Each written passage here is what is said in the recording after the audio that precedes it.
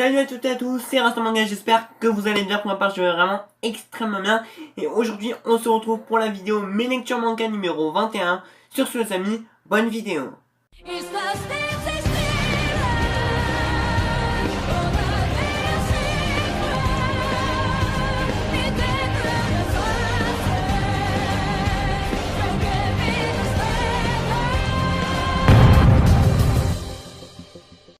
Je commence cette vidéo par vous parler du 6ème tome de Love is Love Live Left, une œuvre de Iyosaki Saka chez les éditions Kana. Et Iyosaki Saka, c'est l'auteur de Blue Spring Wine et de Straw Edge. J'ai vraiment beaucoup aimé ce 6ème tome et je vais vous expliquer pourquoi. C'est l'un de mes tomes préférés parmi toute la série. J'ai énormément aimé le tome 1, les autres un peu moins, mais ce 6ème tome remonte enfin dans mon estime. Parce que on sort enfin des shoujo classiques, triangle amoureux, cucul praline avec des personnages irréalistes, avec une romance niaise comme pas possible, avec le monde des roses, le monde des bisounours. Non, là on va nous montrer des personnages assez attachants, avec assez réalistes, plus réalistes que les shoujo d'habitude, parce qu'on va voir leur manière de penser, leur manière de réfléchir, et on va voir que parfois on peut s'identifier aux personnages.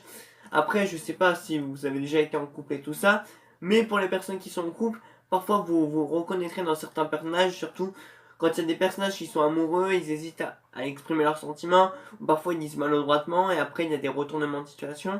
Et l'auteur gère vraiment très très bien ça, et ça sent le vécu quand même, ça sent le vécu. Et moi franchement j'ai beaucoup aimé.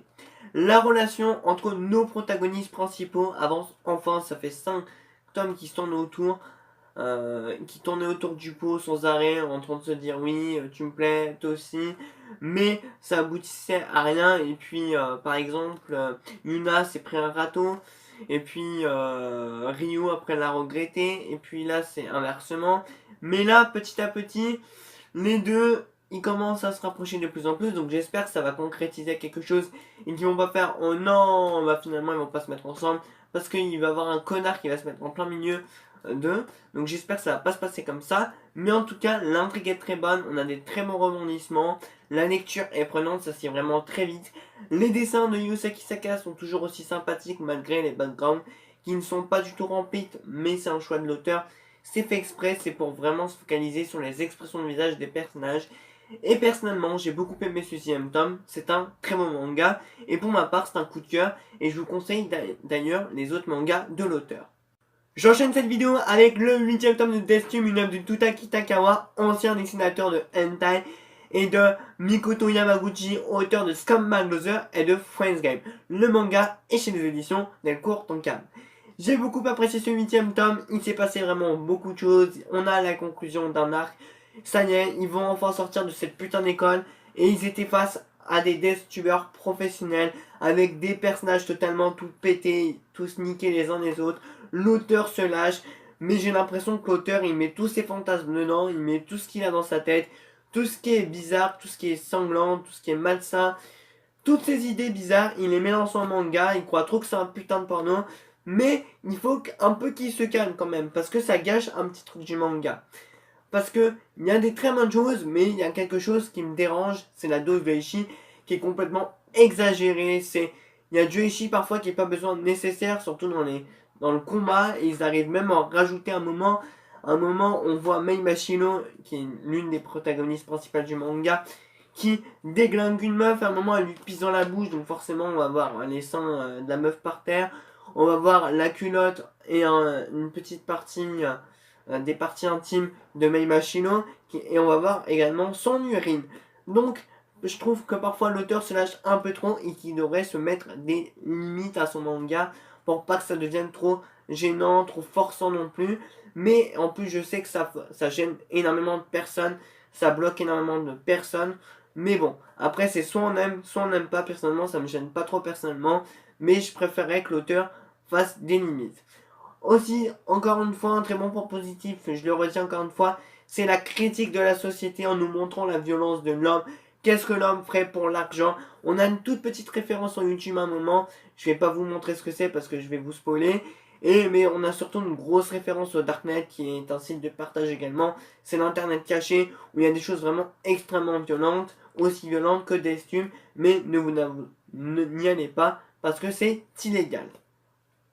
Les personnages, on commence à plus s'attacher à eux. Personnellement, je me suis vraiment attaché au personnage qui est sur la première de couverture. J'ai oublié son nom. Peut-être que ça me reviendra, peut-être que ça me reviendra pas. Mais en tout cas, je vais pas vous spoiler. Mais ce mec, il a des couilles comme as. Il s'est battu comme un homme. Et c'est un personnage vraiment attachant. Dans sa manière de penser, il est vraiment humain. Et ça m'a vraiment touché parce que on a des personnages tous niqués les uns que les autres, qui sont parfois même irréalistes. On se dit que c'est pas possible tellement qu'ils sont violents. Mais le personnage qu'on a sur la première de couverture, je peux vous assurer qu'il est très attachant. Et un autre personnage à qui j'ai réussi à m'attacher, c'est Tomohiro, le personnage principal qui a une réelle évolution. Au début du manga, on avait le petit Tomohiro tout coincé avec sa petite caméra en train de filmer comme ça. On aurait dit qu'il faisait un vlog à la mer. Et là, on a un putain de Tomohiro vénère. Donc je vais pas vous expliquer pourquoi il est vénère. Mais il a envie de niquer des mers et tout défoncer autour de lui. Parce que là, il commence vraiment à devenir comme Mei Mashiro, à péter des câbles. Et ça devient vraiment intéressant. Et l'intrigue principale du manga, je pense que c'est un peu le but de l'auteur, c'est jusqu'à où Tomohiro va aller. Mais en tout cas, ce tome 8, encore une fois, ça confirme que Deathloop est un immense coup de cœur. J'aime beaucoup ce manga, je sais que ça plaît pas à certains, mais je vous emmerde. Pour moi, c'est un gros coup de cœur. Et puis, j'espère que ça va continuer comme ça, même si parfois j'ai l'impression que ça tourne un peu en rond. Il y a des arcs, mais j'ai pas l'impression que ça avance en fait. On voit juste des personnages mourir avec du sexe. Mais j'espère que le manga va avancer et qu'il va pas faire 80 tomes non plus parce que ça va commencer à me casser les couilles. Mais en tout cas, c'est un très bon manga, je vous le recommande à 300%. Je termine cette vidéo avec le 11e tome de One Punch Man, une œuvre de One qui est l'auteur de Mob Psycho 100 et de Yusuke Murata qui est l'auteur de Aishid 21 et c'est chez les éditions Kurokawa. J'ai adoré ce 11e tome, on va être dans la lignée des précédents tomes avec des combats de fous, un humour totalement déjanté, totalement décalé, avec Saitama qui sort des phrases complètement spontanées, qui est totalement réaliste dans sa manière de parler. Il a envie de vivre sa vie normale et des monstres vont encore venir le faire chier et en un coup de poing, il va les exterminer. Mais cette fois-ci, comme vous l'avez pu le voir pour ceux qui suivent la série, à partir du tome 9, on va voir un véritable, un réel antagoniste. Enfin, après 9 tomes, on va enfin avoir un putain de réel antagoniste qui va être bien développé et qui se nomme Garou. Je vais vous montrer une planche de scan de Garou parce qu'il a un chara-design qui est juste génial. C'est un personnage qui a un putain de charisme, qui est putain de charismatique, qui est putain de classe et qui est putain de puissant aussi. Et là, on va enfin se mettre en combat contre lui. Tous les héros vont vouloir lui niquer sa mère à Garou. Mais Garou est extrêmement puissant, donc il leur met tous des branlées intersidérales. Et pendant ce temps-là, Saitama est tranquille en train de faire un tournoi d'arts martiaux pour gagner 3 millions de yens. Et franchement, j'aime toujours autant parce que Saitama est toujours aussi marrant avec ses phrases spontanées les unes que les autres. En train de dire ok, en mode je m'en fous de ta vie, des trucs dans le genre. Et personnellement, ça me fait vraiment rire. Le talent de Murata pour les dessins, c'est juste jouissif, mais à un point inimaginable. Je vais vous montrer les planches de scan, mais c'est vraiment beau. Je sais pas comment il arrive à dessiner des telles planches, mais personnellement, je kiffe son style de dessin. C'est impressionnant. Personnellement, c'est un de mes mangaka préférés. C'est un de mes dessinateurs préférés. Surtout, il rentre dans mon top 3 des dessinateurs préférés. Et j'espère que ça va continuer comme ça parce que l'auteur mérite vraiment d'être beaucoup plus connu, d'être le meilleur dessinateur. Bon, je force un peu, mais ça reste mon humble avis. Et en tout cas, j'espère que One Punch Man, ça va continuer ainsi. C'est un manga qui marche vraiment très bien, que ce soit en France ou au Japon. Il mérite amplement son succès.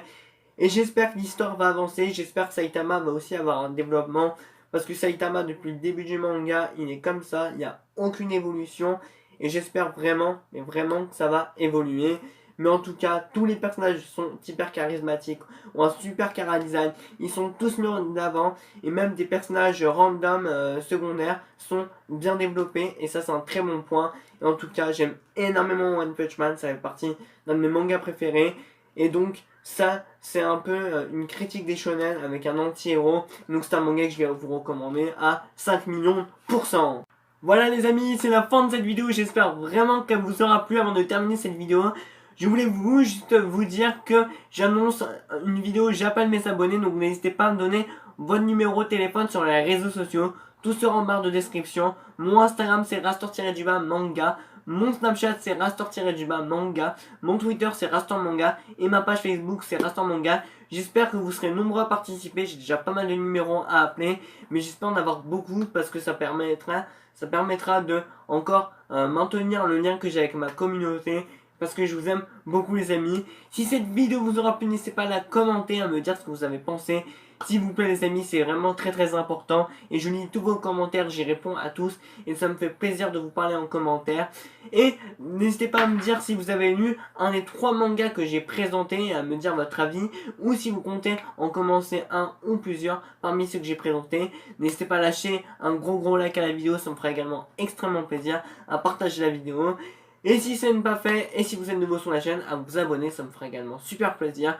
Sur ce les amis, je vous souhaite une bonne journée, une bonne soirée, ah oui, et bonne chance pour les personnes qui passent le bac. Sayonara!